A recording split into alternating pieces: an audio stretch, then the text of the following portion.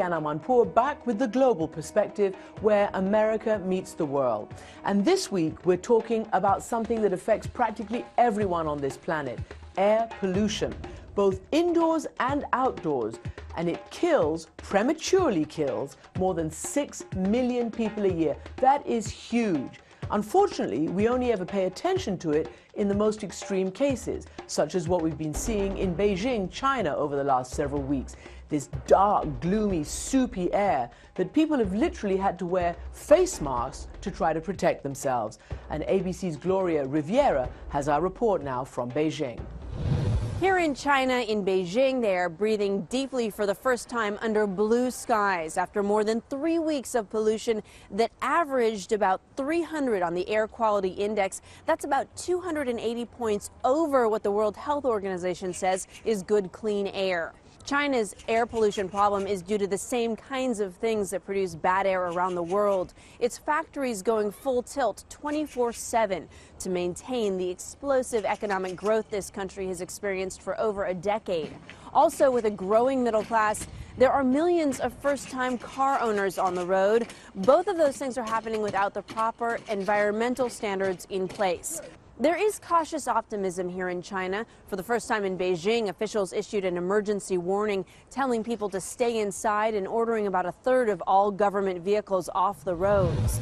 Joining me now to discuss this terrible situation in Beijing and air pollution around the world is Dr. Maria Neira. She's the director of the Department of Public Health and the Environment at the World Health Organization, and she's joining me from their headquarters in Geneva.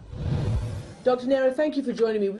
So apart from what we've seen in places like China and India, what are the other places that are of most concern regarding air quality? We don't have a ranking of cities. Why? First, because many of the cities around the world, in particular, or even those who are expected to have very high levels of pollution, they don't have a regular or routine system to monitor air quality. Therefore, our first recommendation will be for all big cities around the world to initiate this monitoring of air quality and then being able to measure that and to match those indicators with the health of the people and the health gains that you can obtain or the health damage that you can cause if you have high levels of air pollution.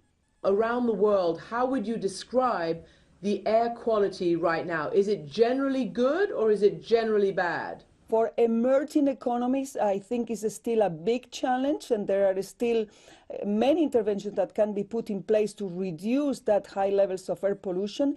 And in developing countries is a major problem, particularly because the pollution is caused by indoor air pollution, by household air pollution, by the fact that the people in developing countries, they are still using solid fuels for heating and cooking, and this is contributing to air pollution. In general, we can say that according to the latest report published, that we calculate that 3.3 million premature deaths every year are caused by outdoor air pollution, and 3.5 million deaths, premature deaths, can be associated to household air pollution. And finally, is the whole issue of the environment, climate change, does that also impact this idea of outdoor air pollution?